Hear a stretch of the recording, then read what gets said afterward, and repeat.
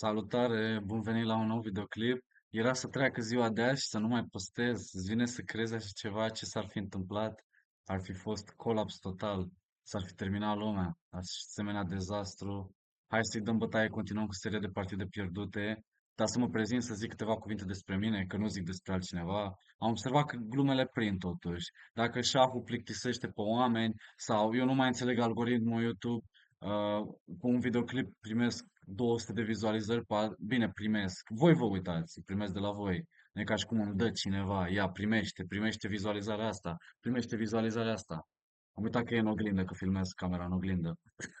Primește vizualizarea asta, nu, pe asta, acum pe asta, acum ai 20 de views, acum ai 50 de views, acum ai 20, 200 de vizualizări, acum ai 10, acum se uită pisica, mama, dau eu replay de vreo 2, 3, 4, 5 ori și am 5 views. Da, asta e viața de YouTuber la început. Deci, dacă vreți să faceți asta, gândiți-vă de 2 ori. Sau încercați. Nu, glumează, lăsând gluma la o parte, încercați, testați. Um, și bun, hai să mă prezint. La cine te uiți? La mine, nu la altcineva.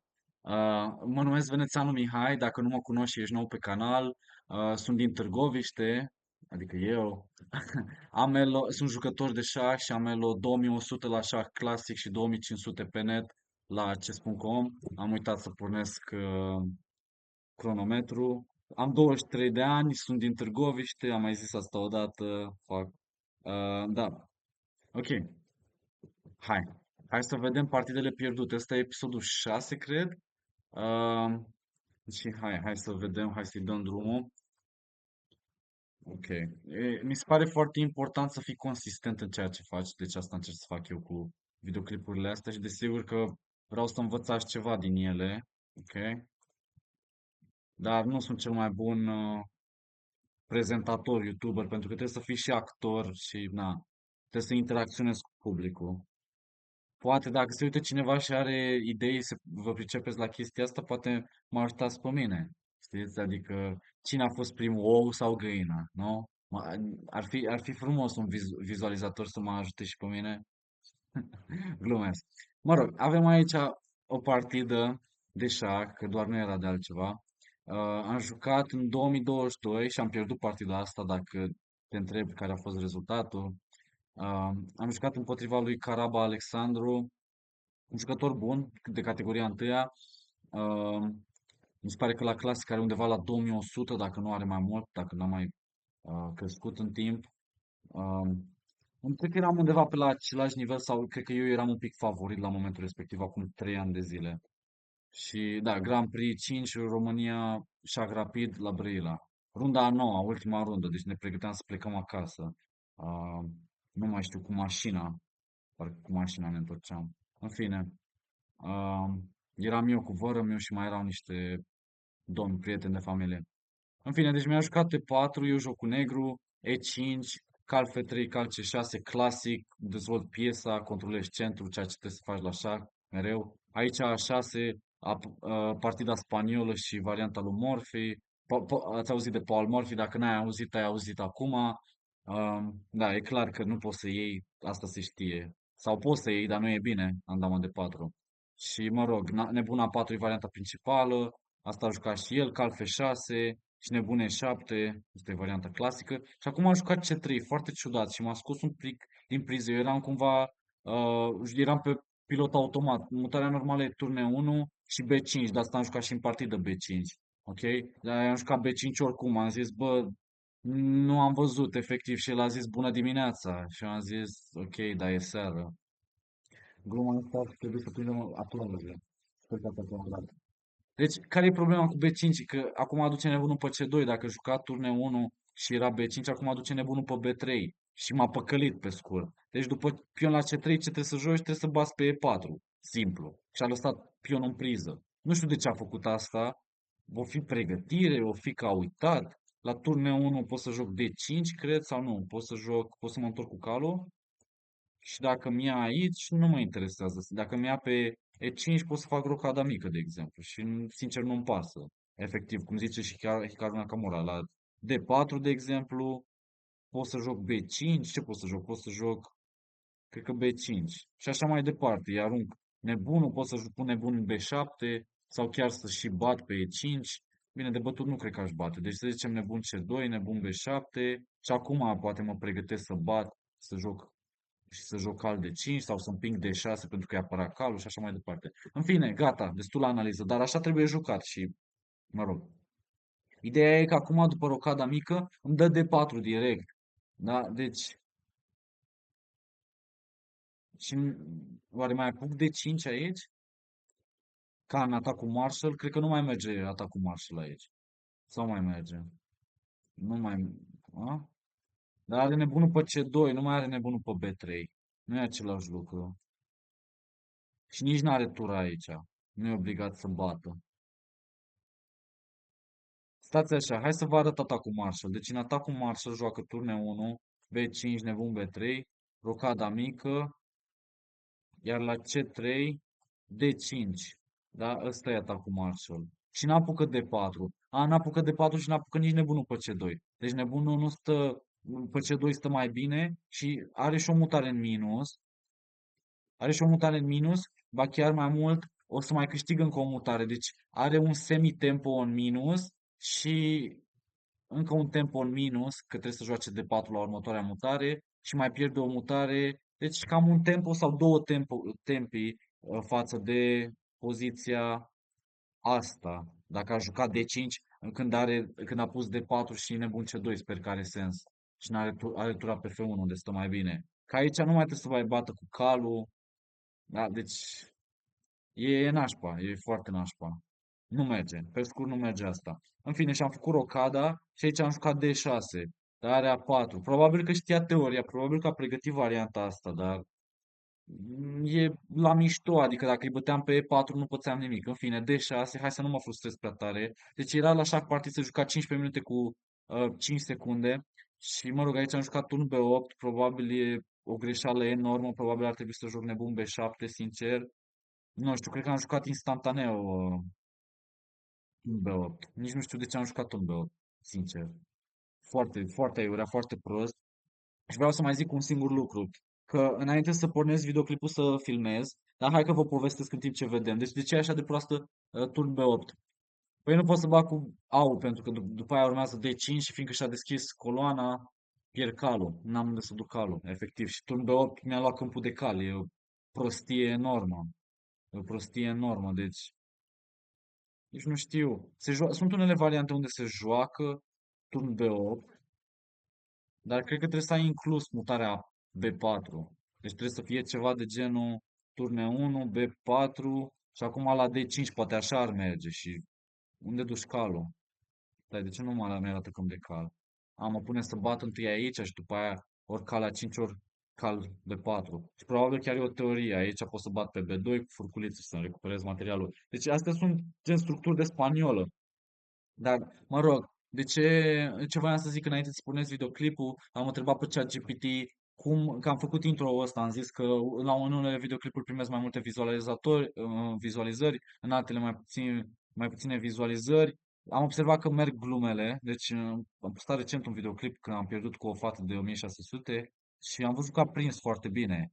Și sincer, am depus mai multe efort la alte videoclipuri, cred. Dar am făcut foarte multe glume în videoclipul ăla, l-am și revăzut eu, ca spectator.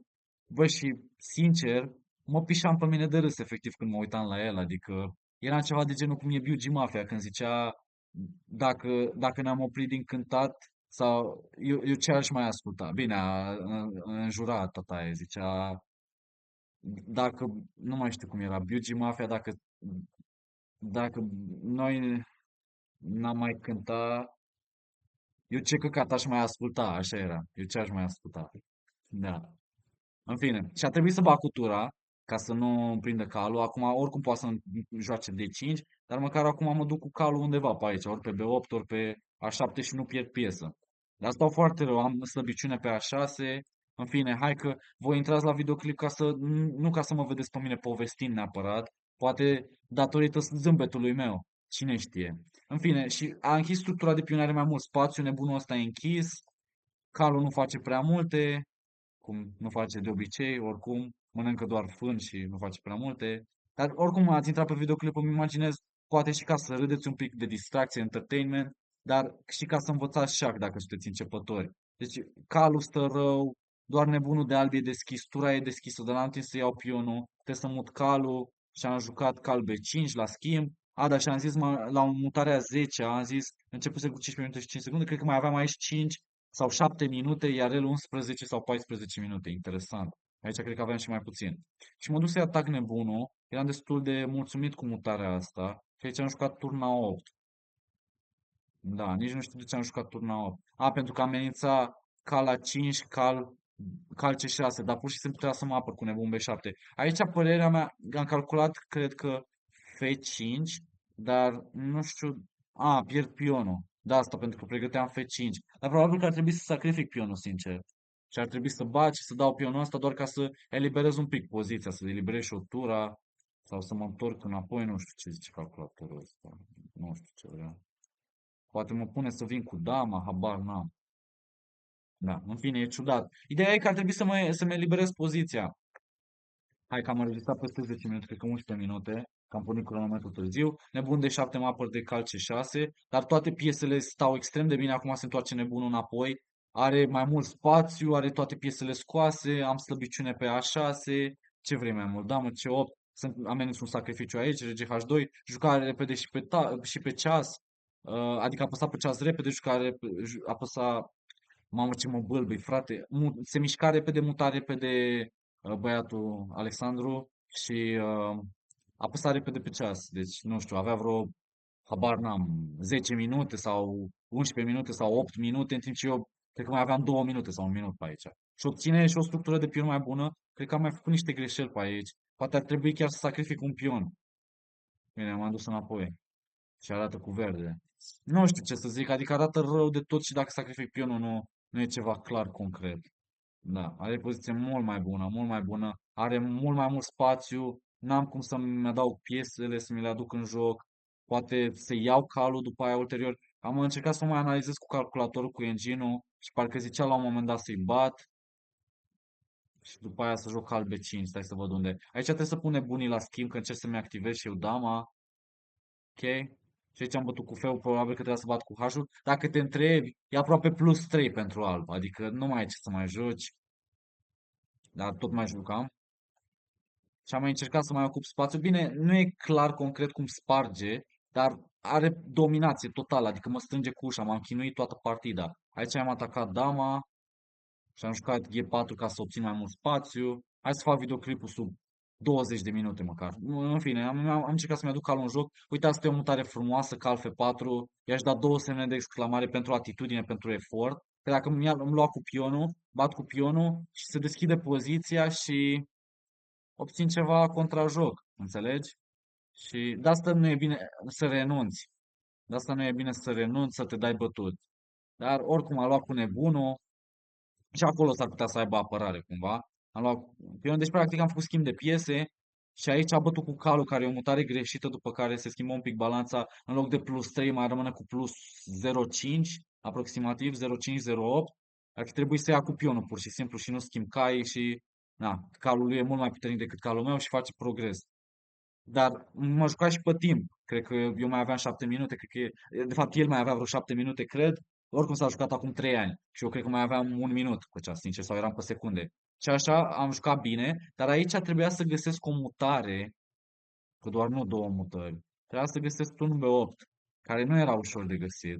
Dar are sens, pentru că mi-activez tura și, adică îi atac un pion. Dacă mi-ia pionul ăsta că e apărat de damă, cred că mă duc și eu să iau pionul. Da, exact. Pur și simplu activez piesa care nu joacă deloc.